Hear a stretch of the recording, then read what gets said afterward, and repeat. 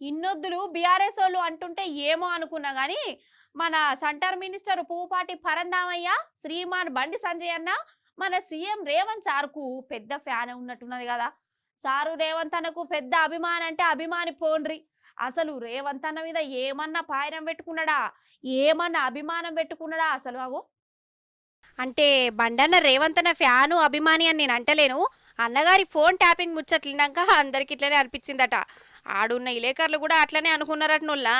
ఎందుకయ్యా అంటే బండి సంజయ్ అన్న ఫోన్ ట్యాపింగ్ ఎంక్వైరీకి పోయొచ్చి ఏమన్నాడంటే, నా ఫోనే అనుకున్నా, రేవంత్ అన్న ఫోన్ కూడా ట్యాప్ చేసిరు, పాప ముఖ్యమంత్రి ఫోన్ గట్ల వినొచ్చునా, గట్ల చేయొచ్చునా, నా ఫోన్ను బొచ్చడం అట్లిన్నారు, రేవంత్ అన్న ఫోన్ కూడా ఇనుకుంటా సతాయించిరు, ఇయో గిట్టనే చెప్పుకుంటా పోయిండోళ్ళ. ఇక ఇది చాలదని ఇంట్లో వాళ్ళు తిన్నారు, పక్కింటోళ్ళు తిన్నారు, ఆలు మగలు తిన్నారు, ఇట్లా చెప్పుకుంటూనే పోయిండు.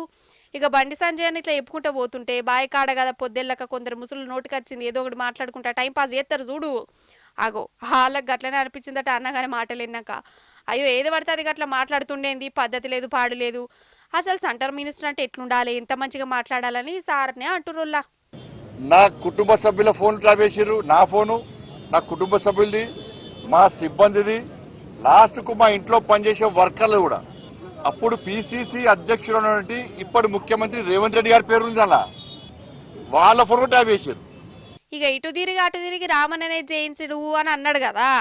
అసలు బండన్నకి ఎవరు చెప్పిరు కావచ్చు రామన్ననే ఫోన్ ట్యాపింగ్ చేసిరని? రుజువు ఏది అసలు చెప్పంగానే కాదు కదా. ఇక ఇదే మాట మన రామన్న తీసిండోళ్ళ. నోటికి ఏది పడితే కదా గట్టెట్లా మాట్లాడతావు అసలు?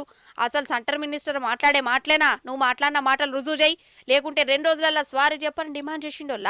అగర్సే స్వారీ చెప్పకుంటే లాయర్ నోటీసులు పంపుతాడట రామన్న, అంతే కదా మరి. మరి ఎట్లా పడితే అట్లా మాట్లాడు కూడా తరిక కాదోల్లా. రాజకీయంలో ఉన్నోళ్ళు నలుగురు మెచ్చేటట్టు ఉండాలి కానీ చిల్లర చిల్లర మాటలు మాట్లాడితే ఎట్లా? ఇక ఇట్లనే అంటారు పబ్లిక్.